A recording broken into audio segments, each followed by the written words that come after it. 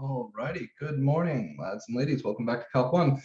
Today is going to be our second day working on U substitution problems.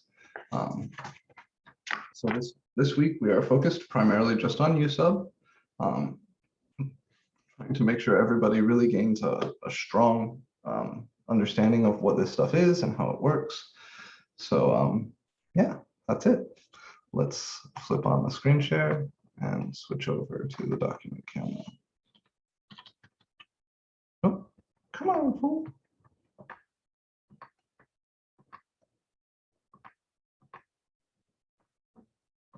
So we saw a handful of examples last time. But I've been doing this long enough to know that even though that kind of feels like a complete lesson, we're really still quite far from a full picture of what goes on with U sub. So today we're going to look at some slightly more challenging problems, some problems where what you do with that differential term is not entirely obvious. And I would like input from you guys today. So as I ask questions, they're not rhetorical. Please do give me your answers. You can send them in chat. You can hold spacebar to talk. Aiming for a little more interactivity today, just so I can get a feel for how comfy you guys are with this. And if you're not comfy, that's okay. I still want to hear what you have to say because that's important feedback. I think today is class 7. Okay. All right. So today we're going to do more integrals via substitution, which again is section 5.5. So last time we looked at a bunch of integrals where the differential term du was constant, right? Like du equals 5 dx or du equals 1/2 dx. And we looked at a few where the differential term was not constant, like du equals 1/x dx on that natural log problem. But in all the problems we've seen so far, the differential term, it was pretty clear what to do with. Sometimes we would shuffle a piece around inside the original integral to match up.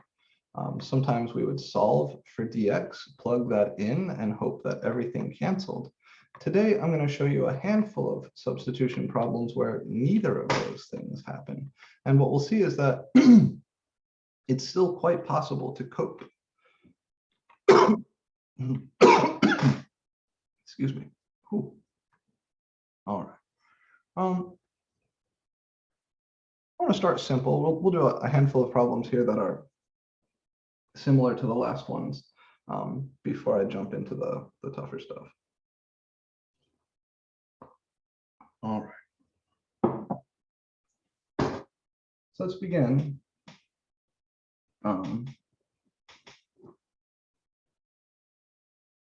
By evaluating, we'll do an indefinite integral. Let's do the integral of x times the square root of x squared minus 1 dx. I want to talk through some tempting things that are not kosher to do here. And even though we said this the other day, I'm going to say it again. I think if I put this on the test, if test 3 was today, I would see a lot of people rewriting this piece as x minus 1, and that's not correct. All right, so I just want to say again, square roots, powers in general, never ever distribute over addition or subtraction. So as we said last time, this never works. Right, you cannot, if you have a square root of a sum or a difference, a square root with 2 terms added or subtracted underneath, you cannot just take the square root of each piece. That shit doesn't work. If that did work, then we could just rewrite this as x minus 1, distribute the x, and use the power rule. But it doesn't work. So I'd like from you guys some suggestions. What could I do instead?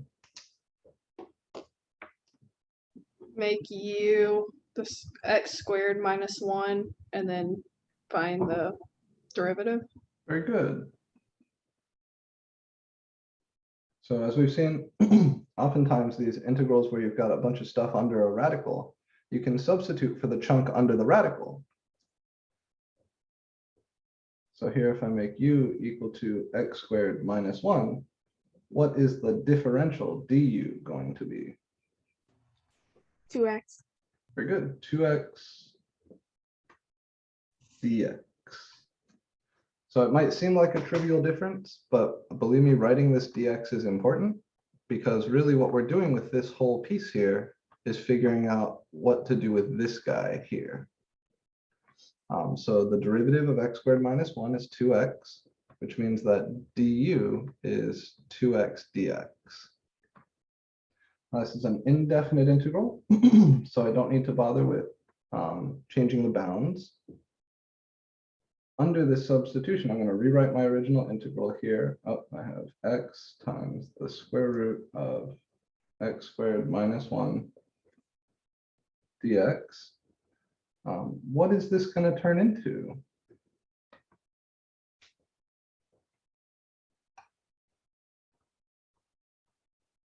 Let's just think one piece at a time. So this piece right here, what is this going to turn into? Square root of u. Very good. Sorry, I've got some water on my mouse pad here. All right, yeah, so this piece right here is going to turn into the square root of u. So I'll have integral. I'll write the x here, and then I've got square root of u. And then whatever, I'll write the dx here for now.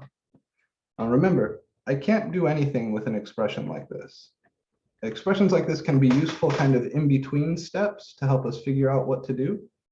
But before we can do anything at all with the integral, we need to get rid of the x's and we need to get rid of dx.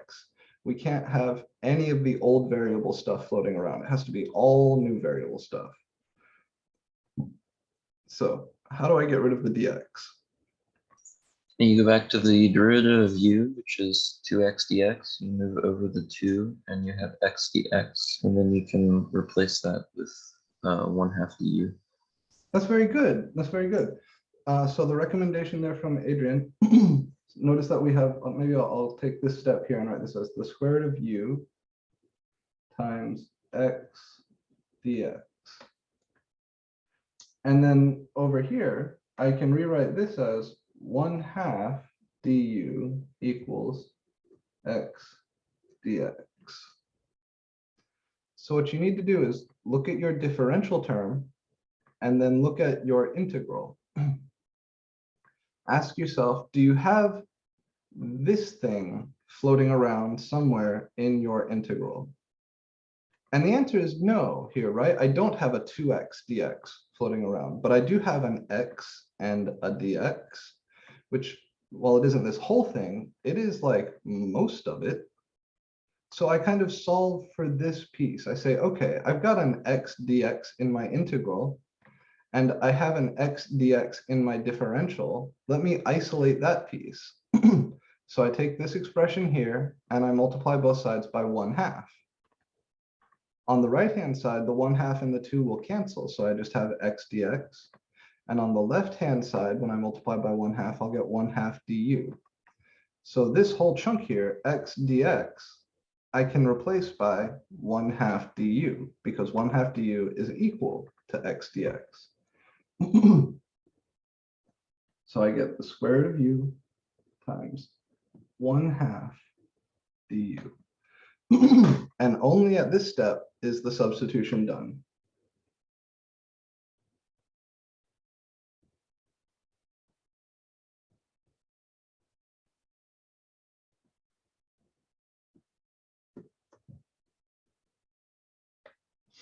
Right, at this step.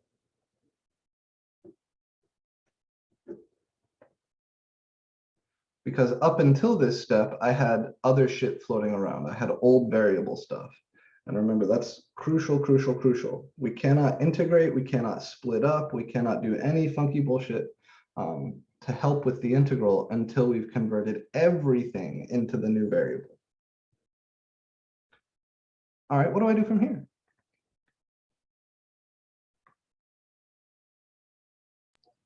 Move the 1/2 to the outside. Very good. So this 1/2, right? Everything in here is being multiplied. This is root u times 1/2 times du. So that 1/2 is a constant multiple. So it can come out front of the integral. And then the square root of u, that's u to the 1/2 power. So in this step, I'll go ahead and rewrite it like that, because that will help me see what to do with my antiderivative. All right, what's next? Do you plug back in? Not yet. There's something else I have to do before I can think about plugging back in. Because you're right, Fabrice, that this is an indefinite integral. So at the very end, I am going to plug back in for x's. But I have to go ahead and do this integral before I plug back in. So plugging back in on an indefinite integral is the very last step. Yeah, What now do you I have to do find the antiderivative. Yeah, I need an antiderivative, right? So how do I calculate this integral? How do I find this antiderivative? Add 1 to the exponent and Add divide 1 by to the- that. Yeah, very good. Okay, thank you. So we'll take this power here, which is 1/2, and I'll add 1 to it. 1/2 plus 1 is 3/2. And I also need to divide by this new power.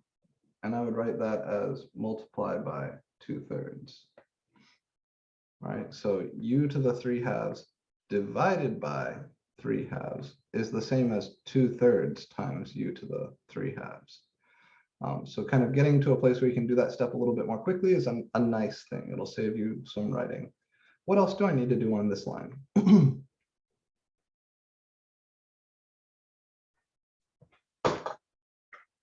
What's missing? Is this line correct or is there something missing? Plus c. Very good. I need my plus c at this step. So remember, after you complete the substitution, you take your antiderivative. At the step where you take your antiderivative, the integral and the differential go away. So you write down your antiderivative for this thing with no integral or du. But at that stage, again, for an indefinite integral, for an integral without bounds, that's where we write our plus c. All right. And now, because this is an indefinite integral, if this was a definite integral, we wouldn't write a plus c. We would evaluate this expression between the new bounds. But this is where we do the step that Fabrice recommended. We're going to plug back in the x's. I would also cancel these 2's.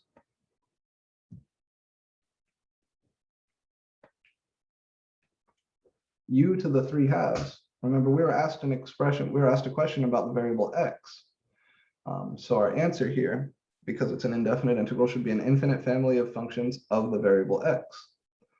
U to the 3/2 is x squared minus 1 to the 3/2. And then plus c is still plus c.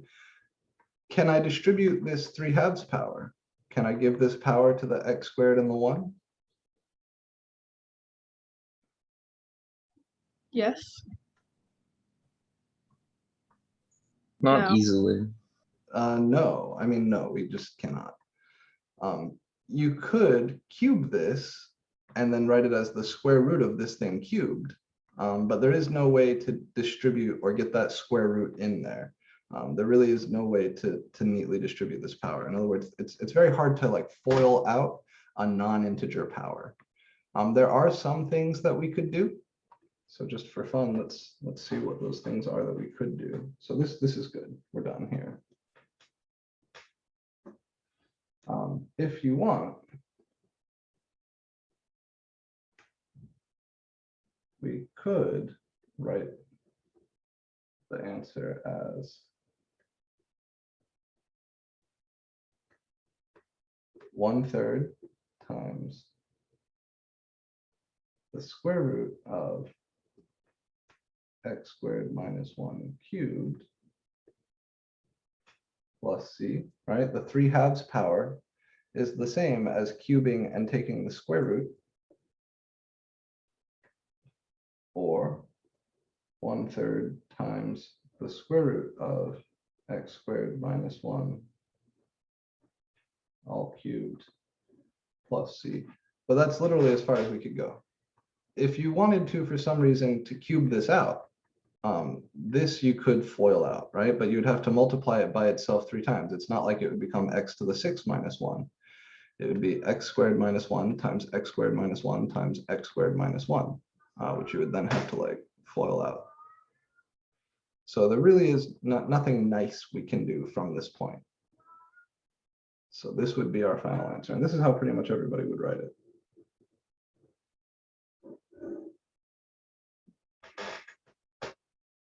Any questions on what we can or cannot do, or how we get to this result? Anything we might want to try doing differently along the way?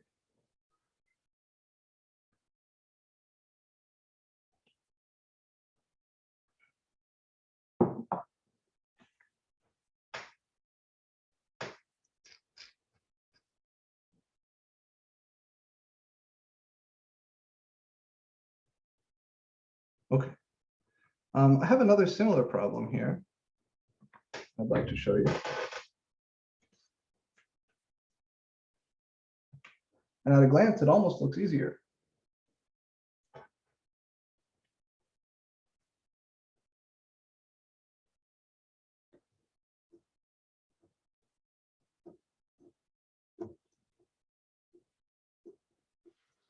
What happens if I take away the square? Same problem, just instead of the square root of x squared minus 1, I have the square root of x minus 1. Maybe you can start to see how some things might be a little different. You wouldn't be able to cancel out x dx because the derivative of x minus 1 all to 1/2 would be different than something times x. Yeah, that's the idea. So if I substitute for this, if I make u equal to x minus 1, then du is just going to be 1 dx. So I won't have anything to like cancel or group with this piece. Let's see what happens. So again, I want to sub u equals the thing under the radical.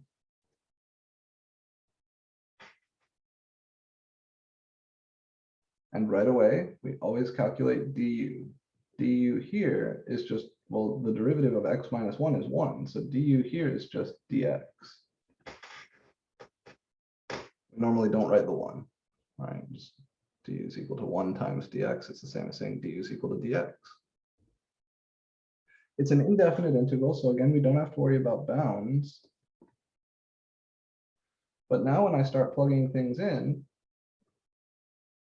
okay, I'll have x times the square root of u times, well, dx and du are equal here, right? So this dx just straight up becomes du. What the hell do I do with this?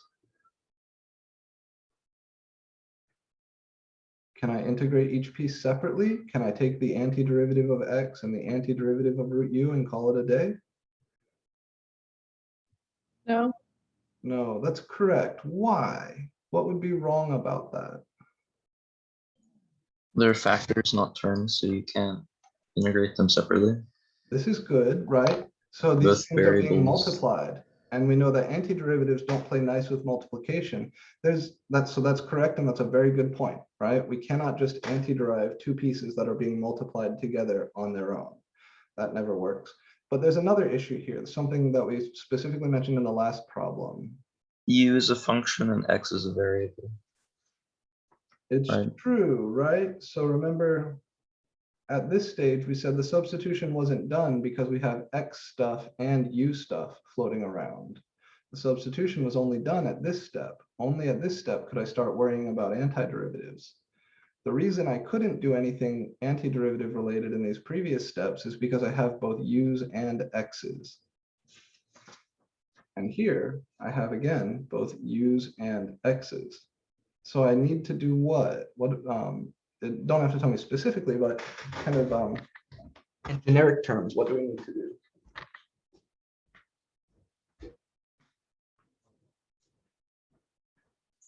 Get rid of the X. Good. Very good. We need to get rid of the X. But if I don't have a differential that's going to soak up that X, how the hell can I get rid of it? Couldn't you rewrite x in terms of u and you would get u plus 1? Perfect. This is the magic. And this is something you're going to see on more challenging U sub problems often. And it's something your Calc 2 professors are going to try to fuck you up on. If you've done everything with your substitution, you've replaced the obvious piece with u, you've replaced the differential appropriately, meaning you've swapped in for dx, whatever its equivalent is under du, right? It doesn't necessarily have to be the same. It could be something else. But if you have x's left over after doing all that stuff, you need to come back to your substitution, solve it for x, and that will tell you how to rewrite this piece as u. So we look at our substitution. If u is equal to x minus 1, that implies that u plus 1 is equal to x. Just add 1 to both sides. So this x piece here is really u plus 1. And then everything else is the same. And now the substitution is done. The integral isn't done, just the substitution.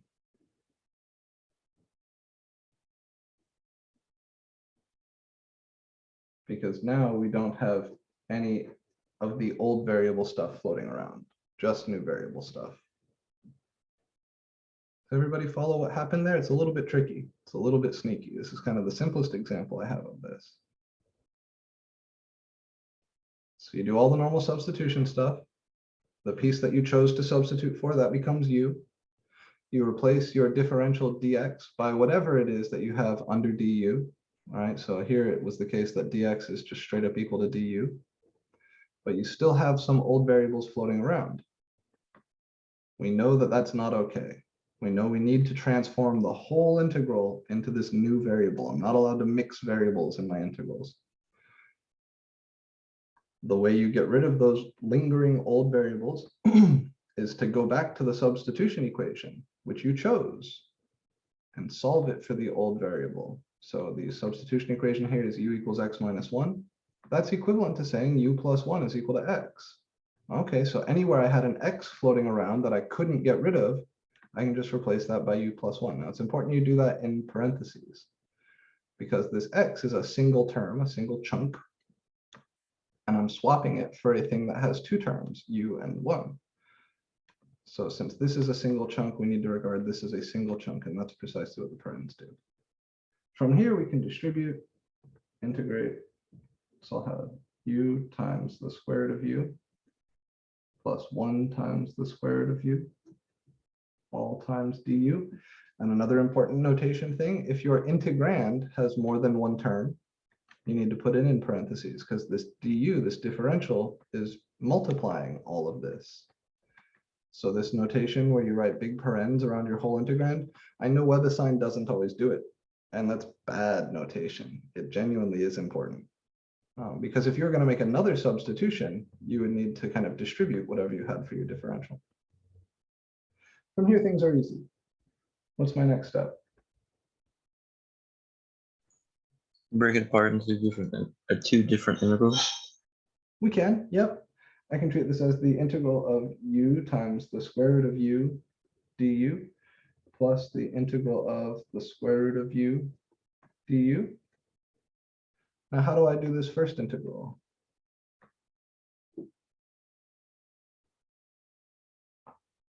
Can you take out the square root and make it into a power? Yeah, we should rewrite this as a power, right? Mhm. I'm going to come off to the side here to do the algebra. U times the square root of u, that's u times u to the 1/2. That's u to the 3/2, right? When you multiply like bases, you add the powers. I haven't done any integration here I'm just doing the algebra. So this first piece is the integral of u to the 3/2 du. And I'll do the same thing with the other one. I don't need to do any fancy algebra there. That's just u to the 1/2 du. Everybody with me so far? Oh, because power rule right there, you added 1 plus 3/2, right? To combine them. So I don't want to conflate things. I haven't like taken an antiderivative here. I just combined these two terms into one term. Yeah, that's what I meant. But yeah, it's a rule for exponents from algebra. So Oh, yeah. u to the 1 times u to the 3/2. If you multiply like bases, you add the powers. So u to the 1 times u to the 1/2 is u to the 3/2. And now we're ready for our power rule, right? Now each of these integrals is a power rule thing. So this first integral, when I add 1 to the power 3/2, that will become what? 5/2. Very good. So this first piece would become u to the 5/2 divided by 5/2. So times 2 to the 5th. Very good. Yeah, and I would recommend writing that as 2/5 u to the 5/2 right away. I could write like plus C1 here, but I know I'm going to have a constant from each of these integrals, and I know that at the end I'm going to combine them into a single constant. So rather than giving a little c for this and a little c for this and then combining later, I'll just write one big plus c at the end of this line. All right, what is the antiderivative for u to the 1/2? 2/3 times u to the 3/2. Very good. 2/3 u to the 3/2. And then the two little constants from each of those integrals I combine into one constant here. That's fine. Am I done? No. Not quite, right? What else do I need to do? Now you need to pop in the original variable. Very good, because this is an indefinite integral. At the end, only at the very, very end, we go back to the original variable. So this would be 2/5 times x minus 1 to the 5/2 plus 2/3 times x minus 1 to the 3/2 plus c. And again, these powers, just like the square root, don't distribute. The fact that square roots don't distribute is a consequence of the fact that powers don't distribute, right? That's really when we say that, when you say we can't give the square root to those pieces separately, what we're really saying is that we can't distribute the 1/2 power. And for the same reasons we can't distribute the 1/2 power, we cannot distribute the 5/2 or 3/2 power. So this is as good as this gets. This is done. Questions on this guy?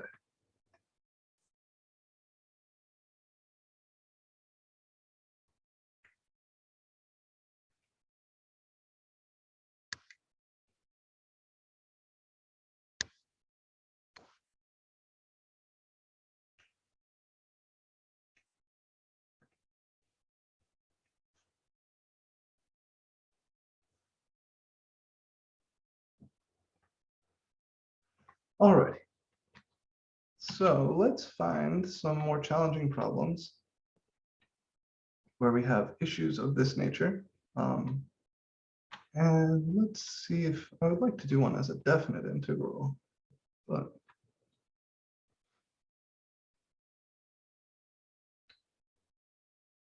yeah, what the hell, we'll do this. This is fine. But we're going to do it as a definite integral.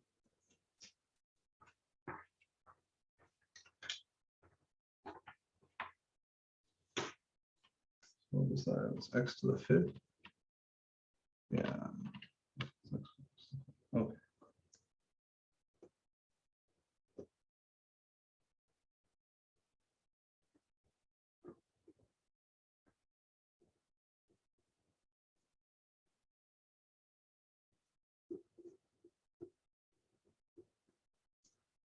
All right. So I have the square root of 1 plus x squared times x to the 5th. And I want to integrate that from 0 to 1.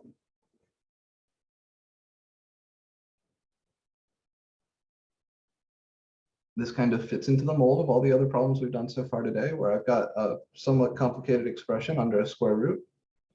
I'd like to get rid of that somewhat complicated expression so that I can manage the antiderivative a little bit easier. So what's my substitution going to be?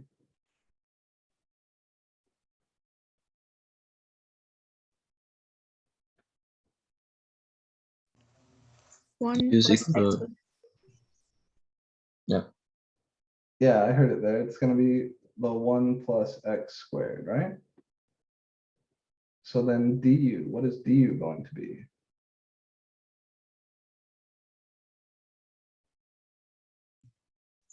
Two x. 2x. Dx, sorry. Good, very good. All right, don't forget the dx. Okay. Now this one is a definite integral, so in addition to that, I need to adjust my bounds. My old lower bound is 0. This old lower bound here is an x value. So when x is equal to 0, what is u?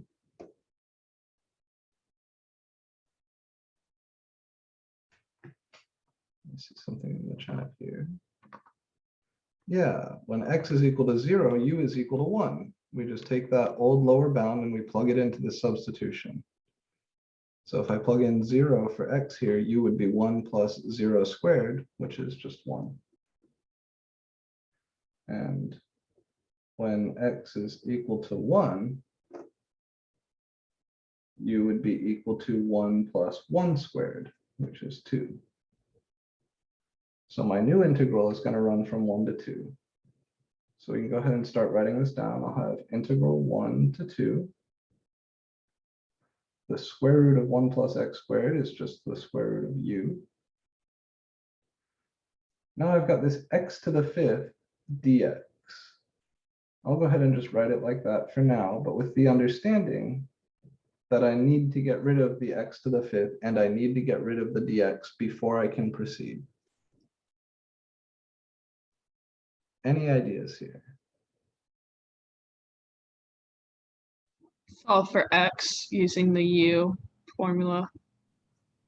I would argue that there's a little something we should do before then. That is going to, something like that is going to happen. It's true. But after we plug in the obvious stuff, change the bounds, you should take care of the differential first, because we don't know how much of this is going to cancel when we replace this by its du counterpart. Does that make sense? Yes. So I'm going to come back here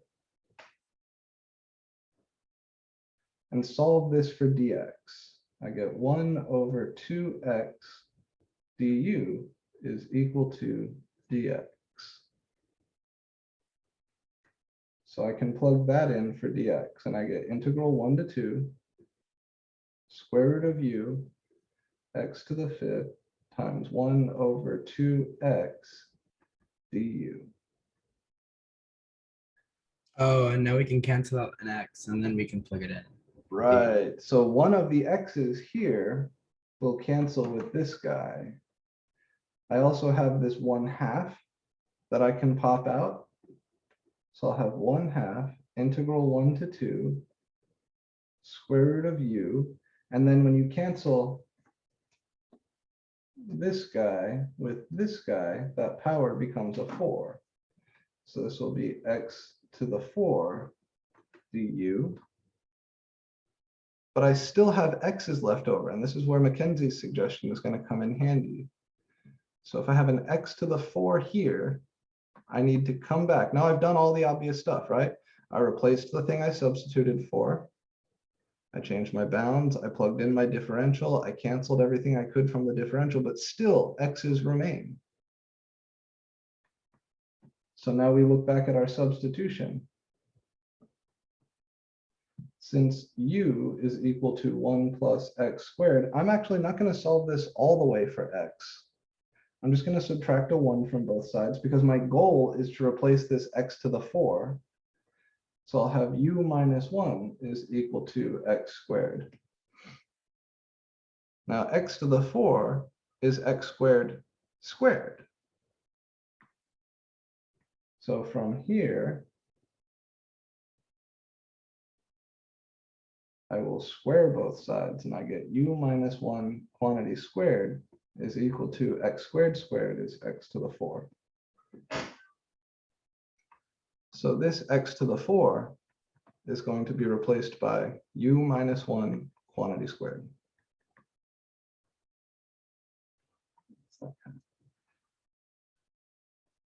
This gives me 1/2 integral 1 to 2 square root of u times u minus 1 quantity squared du. And now the substitution is done.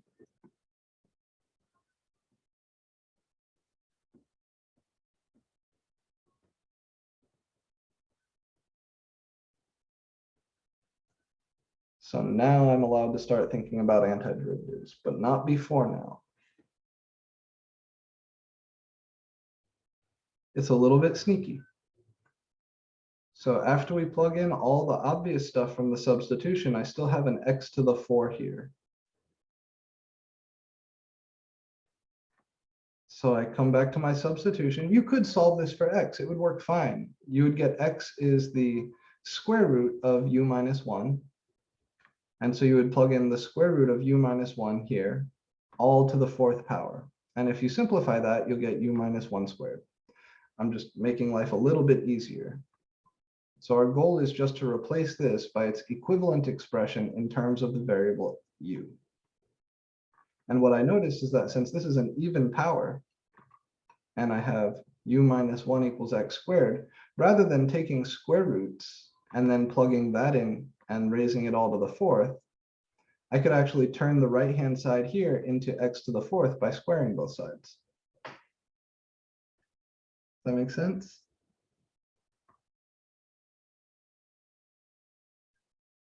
That makes sense. Yeah, the other way we could have done this, we could have said, or the square root of u minus 1 is equal to x, and then raise everything to the 4th power.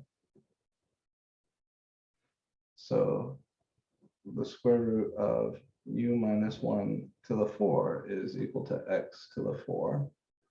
And then square root of u minus 1 to the 4 is u minus 1 squared. We get the same thing.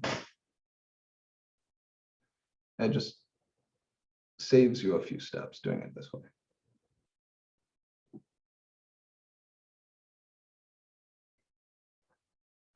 But the big deal is that you go back to your substitution, right? If you have x's left over after you do all the natural stuff with your sub, you go back to the substitution and figure out how to replace whatever leftover x is in terms of u.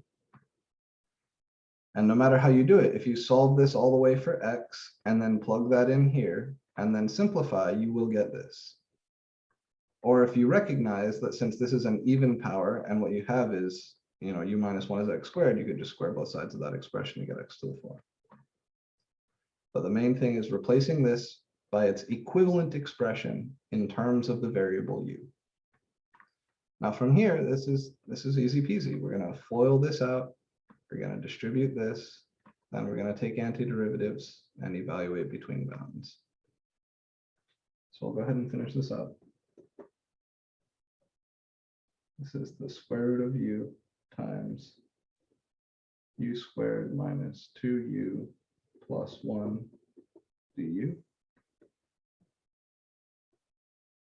which is 1/2 integral 1 to 2. If I distribute this root u across this, just being mindful of the rules for exponents, u to the 1/2 times u squared is u to the 2 plus 1/2, which is 5/2, minus 2 times u times the square root of u is u times u to the 1/2 is u to the 3/2, plus 1 times the square root of u is just u to the 1/2 du.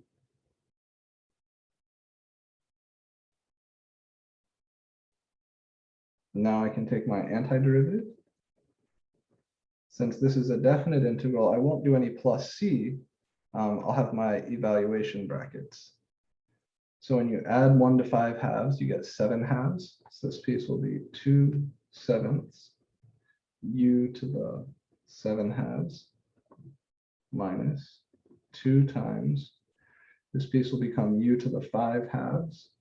Oh, sorry, u to the 5 halves times 2/5. And this piece will become plus u to the 3 halves times 2/3. And all of that gets evaluated from 1 to 2.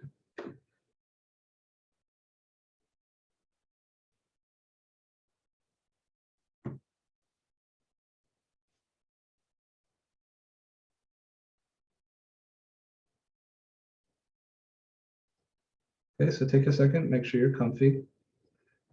I think the conceptually challenging step is here to here.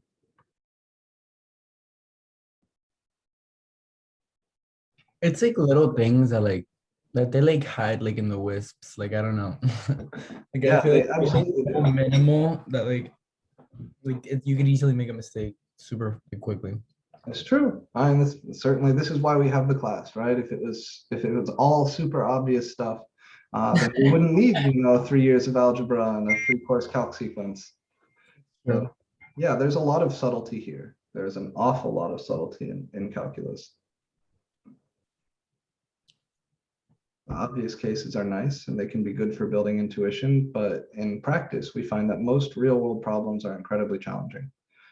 So we need to learn how to handle these fringe cases.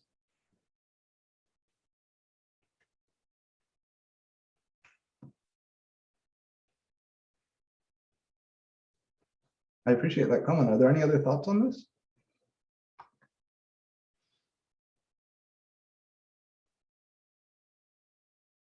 Yeah, it's like hard, like not even like the part that you're saying is like the most difficult part. Like I can do that, but then whenever we're going through like the simplifying and stuff, I always make a little mistake somewhere, get into a problem. The algebra is definitely the biggest hurdle here by far. Getting comfy with the algebra is a big deal. If you find yourself struggling with the algebra, I actually bought a copy of this book for my wife last year as she was starting on her calculus journey.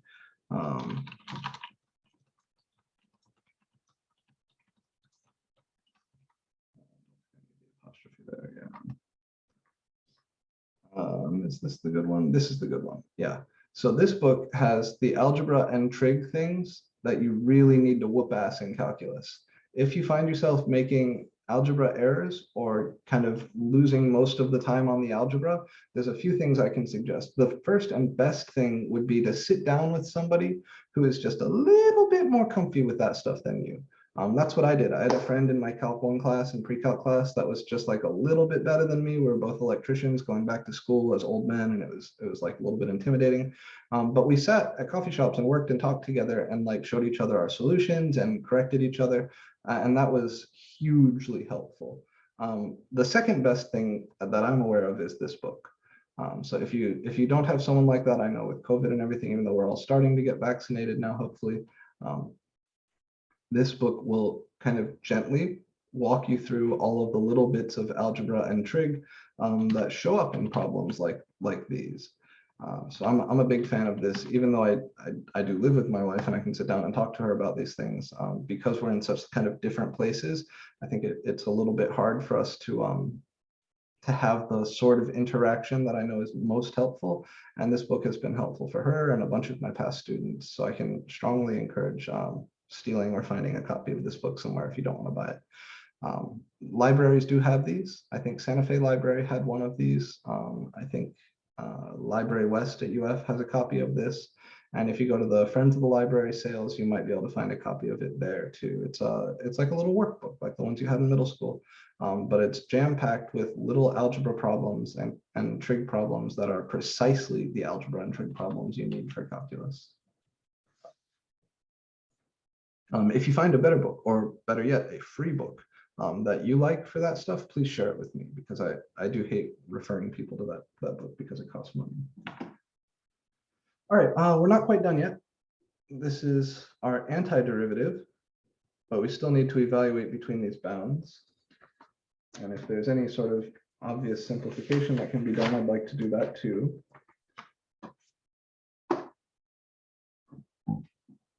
I have a 1/2 out front here that I can distribute. And that will clean up some of these fractions. So this would become 1/7 u to the 7/2 minus, I can think of this 1/2 as picking off this 2 or this 2, it doesn't matter. I'll say that's going to become 2/5 u to the 5/2 plus 1/3 u to the 3/2 evaluated from 1 to 2. So I just distributed this 1/2 to each of these pieces, because each one had a factor of 2. So they all became nicer. And now I'll plug in my upper bound and lower bound. When I plug in 2 here, I'll get 1/7 times 2 to the 7/2 minus 2/5 times 2 to the 5/2 plus 1/3 times 2 to the 3/2. And from this, I need to subtract what I get at my lower bound, which is, you can write it in parentheses or you can change the sign of each term. That would be minus 1/7 plus 2/5 minus 1/5, because 1 raised to any of these powers is still just 1. And this is where I would leave it. None of these numbers are nice, right? 2 to the 7/2, 2 to the 5/2, 2 to the 3/2. None of those are nice. These you could combine if you want to, but it's not really worth your time.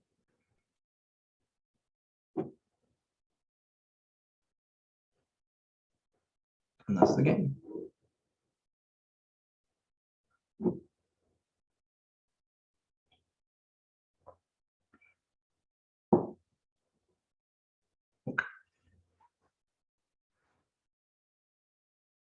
I mentioned back when we first started talking about integrals, we gave you that big table of antiderivatives, that there are a few trig functions, kind of basic trig functions that we don't know an antiderivative for yet, like the tangent function or the cotangent function, secant, cosecant. I'd like to show you how to integrate those functions next.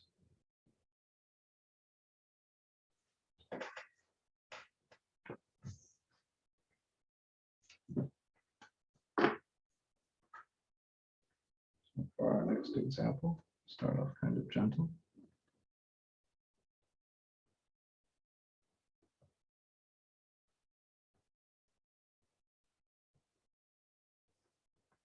The two examples I'm about to do, the integral of tangent and the integral of secant, are things that most people do commit to memory. These are things that we really wanted on our table of known antiderivatives, but we couldn't get using the techniques that we had at the time. Does anybody have an idea, now that we know u sub, how you could integrate the tangent function?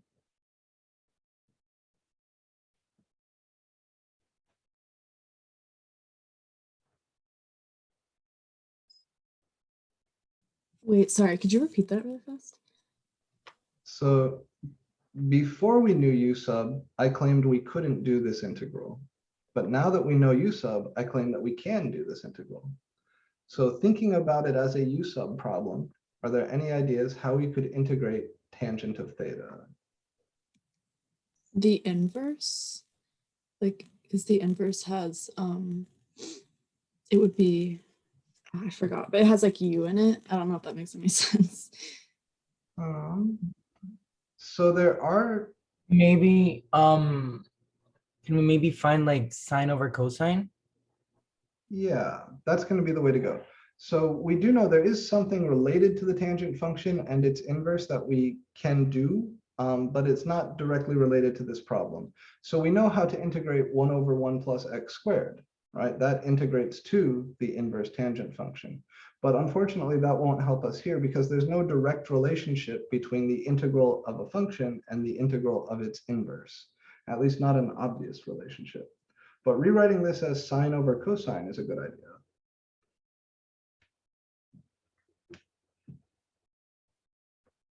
We know that tangent theta is sine theta over cos theta. And this will give me something that I can do with substitution.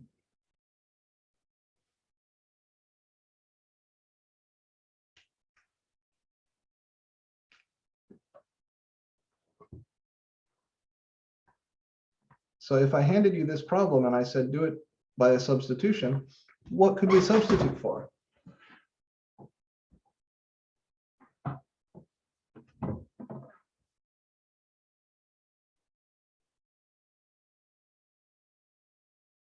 Cosine?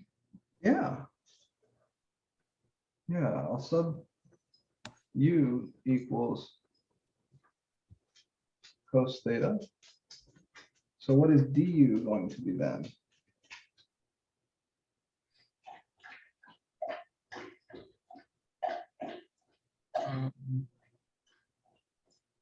Negative sine theta.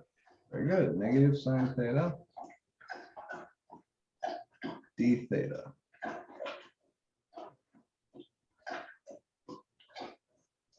We're doing it as an indefinite integral, so we don't need to worry about bounds. The cos theta down here is going to be a u. So I have sine theta over u d theta. And then I need to replace my d theta. And again, there's two ways we could think about this. We could try to group the sine theta over here with the d theta. Or we could solve this for d theta and just plug in. I think the second thing is what most people are more comfy with. So if I solve this for d theta, I get du over negative sine theta equals d theta. So I can plug in for d theta, du over negative sine theta. So I have sine theta over u times du over negative sine theta. And the sine thetas will cancel. There's that factor of -1 here. I'll bring that out front. So I have integral, negative integral 1 over u du.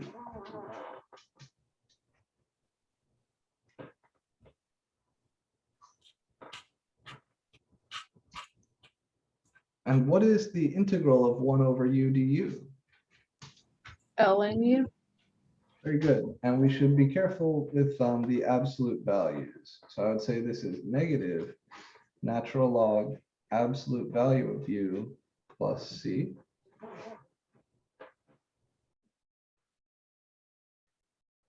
And then because we're looking at an indefinite integral, we do need to go back to the old variable. So in place of this u in my last step, I will write cos theta. So this is negative ln absolute value of cos theta plus c. And the absolute values really are important here because cos theta isn't always positive, right? This is sometimes positive and sometimes negative. And this formula works regardless of whether cos is positive or negative. So this is really good stuff. And this is something most people will commit to memory, that the integral of tangent is the negative natural log of cosine. Quick note, there is some simplification we can do here. Another way to write this answer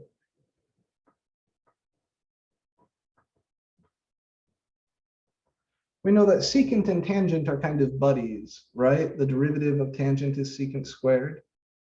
And it would be nice if I could write the integral of tangent in terms of the secant function. And we can. Negative ln absolute value of cos theta is the same as ln of the absolute value of cos theta all to the negative first power, which is not the inverse function. It really is the negative first power. So that's a reciprocal. This is ln of absolute value 1 over cos theta. And 1 over cos theta is secant theta. So this is ln absolute value of secant theta. How did you get a negative 1 over u du? This? Yes. So in my original integral, I substituted for cosine. So this cos theta becomes u. And then I Okay. need to plug in for d theta. D theta is, so we know du is negative sine theta d theta. So I solve this for d theta. D theta is du over sine theta, right? Dividing. Oh, both sides. sorry, I misread it. Oh, that's okay. I thought it should have been du over u, but you have du on the right, and I just Yeah, so u is cos theta, not sine theta. But yeah, we Right, could right. as du over u if we wanted. But the big deal is the signs cancel and the negative from this differential pops out. right. So Does it matter if we chose to do u as sine theta or cosine theta? it does matter here. Yeah, if you tried to substitute for the top, then du, if you made u equal to sine theta, then du would be cos theta d theta. And I don't have a cos theta upstairs. The cosines wouldn't cancel, right? So you can try it. You can try making that substitution. You would end up with u over cos squared theta d theta or du. So here the signs cancel. If we did it the other way around, instead of canceling, you would end up with 2 cosines downstairs. So in this case, it does matter which substitution you try. You're Okay. welcome to try it. It's not a bad idea to try it. I mean, we've got these 2 things to pick from, so it's natural to try both.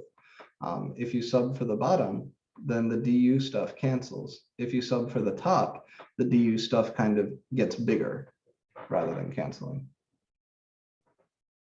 So the last thing I would do here is I would say you can write this as the natural log of the absolute value of secant theta plus c. Everybody has their tastes. I think most people are a little bit more comfy with cosine than they are with secant. But then we also know that tangent and secant are buddies. They hang out together a lot. So having the integral of tangent be written as the natural log of secant is kind of nice. But either one of these is a fine way to think of the answer. And you need to remember one. So How did you get to the natural log from 1 over du or du over u? well, the antiderivative for 1 over u is the natural log. If you look back at our antiderivative tables, because the derivative of ln u is 1 over u, the antiderivative for 1 over u is ln u. Yeah, so this step is like coming from our table, our known antiderivative table.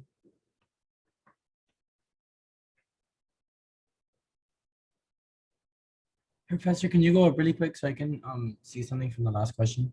Just want to double check. Sure. Yeah, here's just the last step of the last question. Is that what we wanted? No, like the whole thing, the last question. Like I just want to take like a screenshot. Where was that? That was here. So here's the start of the last question. Up to the substitution.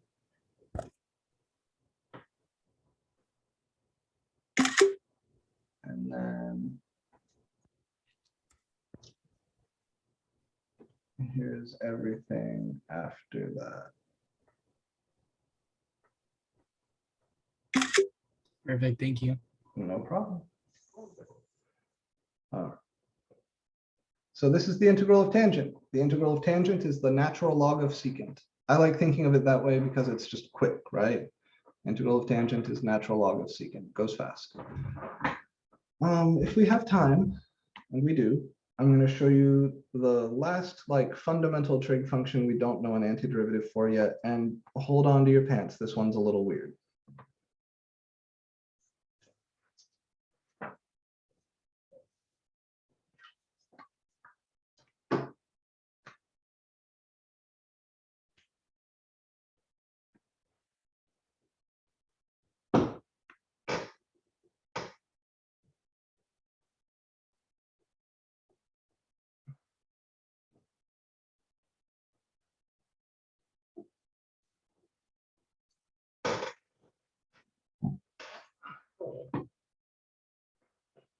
So we know the integrals of sine, cosine.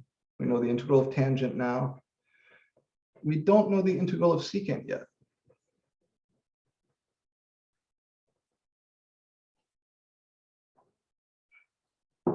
This is another U sub problem, but it involves a very weird step.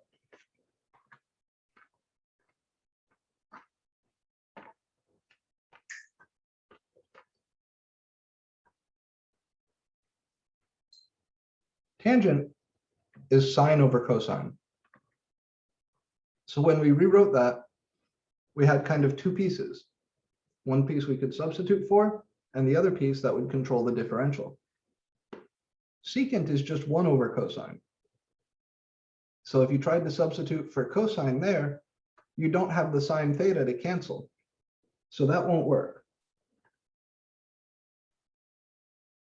So if I want to do this with a substitution, I need to introduce some extra terms.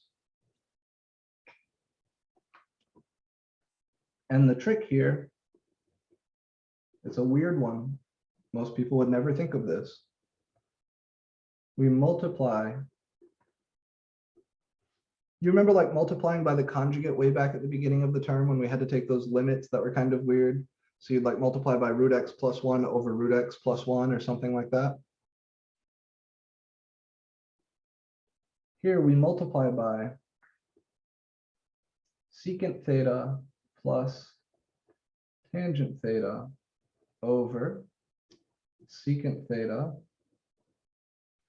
plus tangent theta. Very strange. Nobody would ever think of doing this. I know. So it's an algebra trick. It's like multiplying by the conjugate. What's the value of this expression? 1. Very good, it's 1, right? Because it's something over that same thing. Multiplying on the inside of this integral by 1 doesn't change the function, does it? So that's what we're going to do.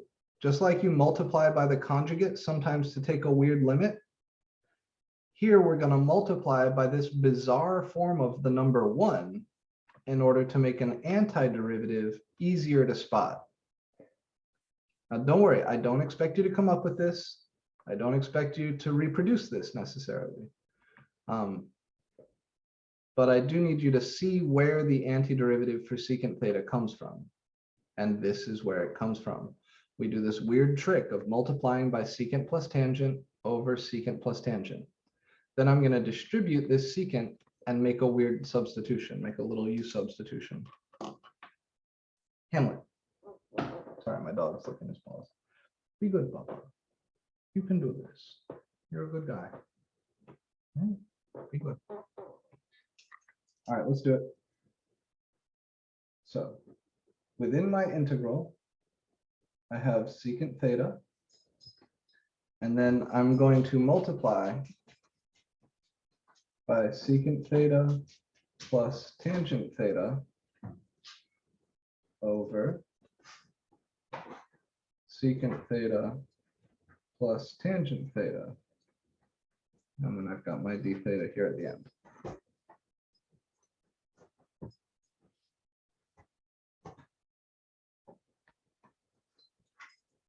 So this is like secant theta over 1, and this is secant theta plus tangent theta over secant theta plus tangent theta.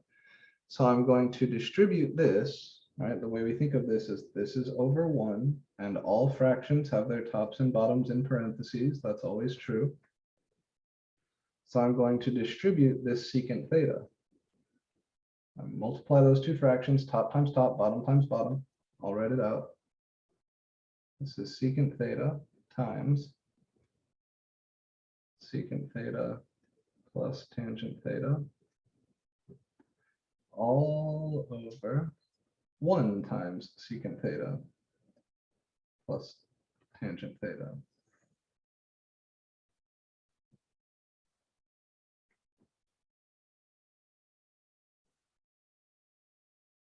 Now upstairs I distribute. I get secant squared theta plus secant theta tangent theta all over secant theta plus tangent theta d theta. It's a very clever man who figured this out. Honestly, I'm not sure who it was. This is an old timey thing. This is like before Euler's time. So like 1600, 1700, somewhere around there, between Newton and Euler.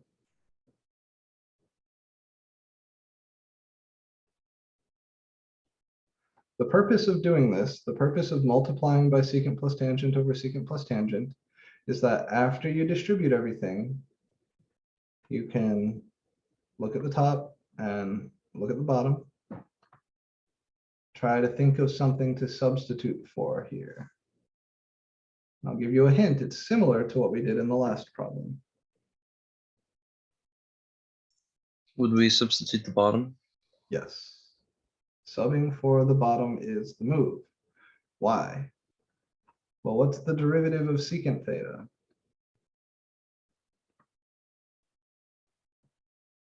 Secant tangent. And the derivative of tangent? Secant squared. So from here, we sub u equals the bottom. Secant theta plus tangent theta.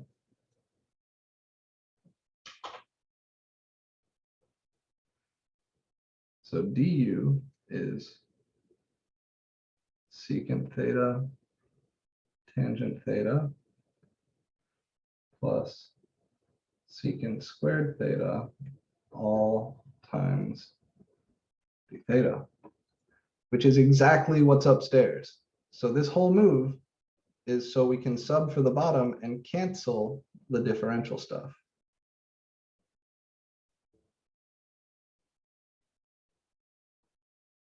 Right, this addition here, if you look inside this, I could rewrite that as secant squared theta plus secant theta tangent theta. I can change the order of addition. Addition is commutative.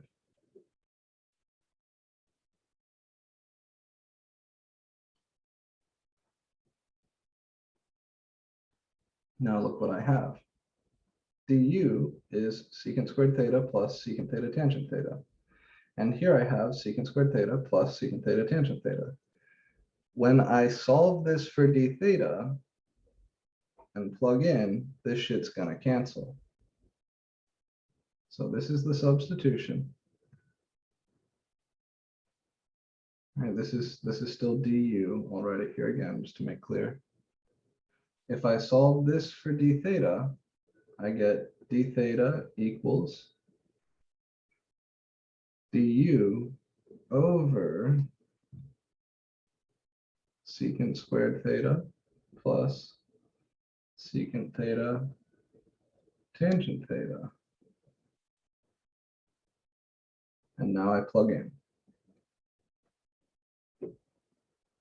I have my secant squared theta plus secant theta tangent theta over u times du over secant squared theta plus secant theta tangent theta. Hamlet, no bubble. And as a chunk, this piece cancels this piece. Yeah, they cancel out. Dang. It's very sneaky. Yeah. That's dope. So this goes, it is cool. Yeah, this is awesome stuff. Those go. And we get the integral of 1 over u du. So there's something going on here with secants and tangents and natural logs. Yeah, this is going to take a second to digest. So don't panic if this feels weird. It is weird. It's a very, very clever move. And the key is this first step here. All right, this is everything. After you do this, you can kind of just follow your nose. So the big move is multiply by secant plus tangent over secant plus tangent. That gets us here. Once we get to this step, we stare at this motherfucker for a minute, and we realize that the top is the derivative of the bottom.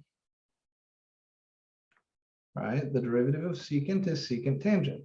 The derivative of tangent is secant squared.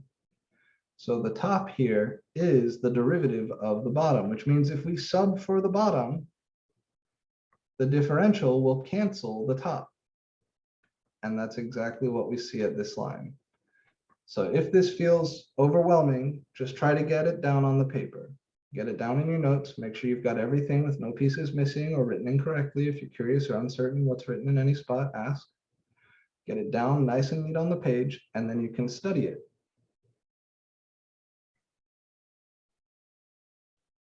I'll give you a second. I'll refill my coffee. Take a look, make sure your notes are clear and correct, and then we can do questions. And then we'll finish it up.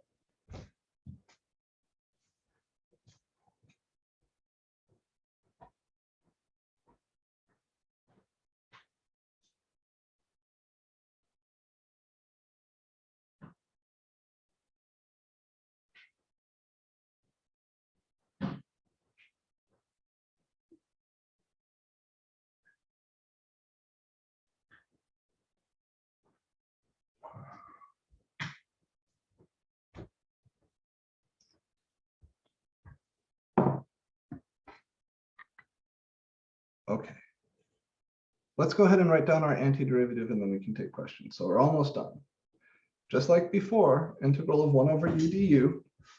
I know it's crazy, but all this simplifies to 1 over u du. It's going to be the natural log of the absolute value of u plus a constant. And then we plug back in for u. We get the natural log of the absolute value secant theta plus tangent theta plus a constant.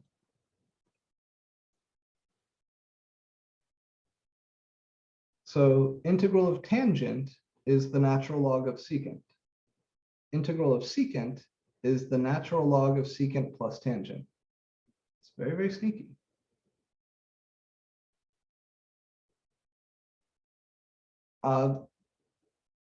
If you needed to integrate secant, multiplying by secant plus tangent over secant plus tangent is the game. Now, I'm not going to make you reproduce this, right? So it's not like this isn't something that you're going to have to do down the line. You are expected to remember that this is the integral of secant. So you're not going to have to like do this on a test or something like that, right? I'm not going to ask you to go through this process. But I am asking you to add 2 things to your table of known antiderivatives. So based on these last 2 examples, you need to add to your table that the integral of tangent theta d theta is the natural log of secant theta plus c, and that the integral of secant theta d theta is the natural log of secant theta plus tangent theta plus c. These are the 2 new important antiderivatives we discovered today. I don't think I did right now, but in the first homework in my Calc 2 class, I often require students to find the integral of cosecant and the integral of cotangent. Cotangent may have made it onto your homework set this week. And there you would have to reproduce these arguments. The argument for tangent, that's not hard. This is a very straightforward U-sub problem. But the argument for secant and cosecant are pretty tricky. And as a general rule, I don't require you to reproduce those arguments on a test. Depending on who you have for Calc 2, they might. And you should recognize, I'll tell you here, odd powers of the secant function are hard to integrate. So like here, we did the first power of the secant function, right? Just integral of secant. That's hard. It's this. Secant cubed is the next hard power of secant. That requires requires what's called looping integration by parts, something you'll learn second, third week of Calc 2. Secant to the 5th, secant to the 7th, secant to the 9th, those are all hard. Similarly, odd powers of cosecant are hard, right? The co-functions kind of follow the same pattern as the regular functions. So to integrate cotangent, you kind of do the same thing you did to integrate tangent. To integrate cosecant, you kind of do the same thing you did to integrate secant. You just swap the functions for their co-functions, and the same tricks work. But really, the result from this last example, I just need you to remember this. So if in your homework or on a test problem, you bump into the integral of secant, I would not expect and do not necessarily want to see you reproduce this argument. You can, right? And especially if you forget this, but you remember, oh, multiply by secant plus tangent over secant plus tangent, you can absolutely go through this to cook it up. But in the same way that you don't want to like use the limit definition to cook up the derivative of x squared every time you need it, you don't necessarily want to go through all of this every time you bump into the integral of secant. You should just remember that the integral of secant is natural log secant plus tangent.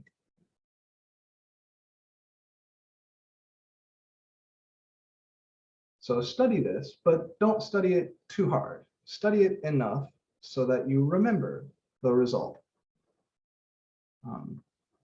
You are not going to be asked to reproduce this argument, at least not in my class, and most likely not in your next class either. But you certainly will need to know the answer, right? This is something that you'll need to know. And the best way to remember that answer is to go back through this argument and make sure you really understand it. Because if you can kind of see it broken down into pieces in your mind, then it'll stick with you, right? It's like, you ever seen a TED Talk on memory? They always talk about telling yourself a story. This is the story of the integral of secant, right? So having that story is kind of what helps you remember the result. It's a funny problem. It's quite beautiful. You know, when you get to this step and you realize that the top is the derivative of the bottom, so you can sub for the bottom and it'll all cancel, is really nice. But the technical pieces are not pieces that I would necessarily want to see you reproduce on page, because it's only used for this problem. It's not used for anything else. It's not like a method, you know, it's a trick. If there is a general method underlying here, it's that you can manipulate an integrand using algebra tricks to turn it into something that's easy to do U sub on. And that is kind of a method. That is something you'll see showing up again and again. But not usually this complicated, not usually requiring a trick that's this far out of left field. All right, that's all I have for you guys today. On Friday, we're going to do a little bit more U sub, and then I'll introduce what is the final section for this course, section 6.1 on areas between curves. There we will be doing a bunch of definite integrals. It's not that hard, but we'll be looking kind of up and down like we're used to. And then we'll also be kind of turning our heads sideways to look at functions where y is the variable and x is the output. So please work hard on the substitution homework. Work hard on the homework this week. We're slowing down right now. We're spending a whole week on one section so that you guys can master this, because this is so important for Calc 2. You need to know how to integrate. Substitution is probably the most important method for integration because so much else is built on it. So that's it. That's all I've got for you guys today. If you want to chat more, you can come see me in office hours from 1 to 2. Otherwise, I'll see you guys on Friday. Exam 3, we mentioned this the other day. Exam 3 is usually the last week of class. We're actually a bit ahead of schedule here, I think. So where do we have it in the syllabus? We have it set for next week. I think I would like to do exam 3 the week after next. So probably next week we'll do 6.1, and then we'll spend some time reviewing, and then we'll have exam 3 probably week after next. Let me see where we're at. Oh, no, not now. So we're here. Yeah, next week we will indeed talk about areas between curves. We won't need all week for that. So probably Monday and Wednesday, we'll talk more about areas between curves. Friday, I will release the study guide. Oh, probably Wednesday, I'll release the study guide. Friday, we can do a little bit more and maybe some review. Monday, maybe some more review, and then Wednesday, the test, something like that. So probably your last midterm exam will be around the 21st, unless for some reason you want it sooner than that. And that will free us up. I guess we could do it, and that will free us up to review for the final on Friday. If you guys really wanted to, we could do exam 3 on Monday of week after next, and that will leave us Wednesday and Friday for review. There's one or two other little topics I would like to go back and talk about. We haven't really talked about the mean value theorem. This is something that's a beautiful and important theorem, although it doesn't yield a lot of great calculation problems. It is something that's worth learning about.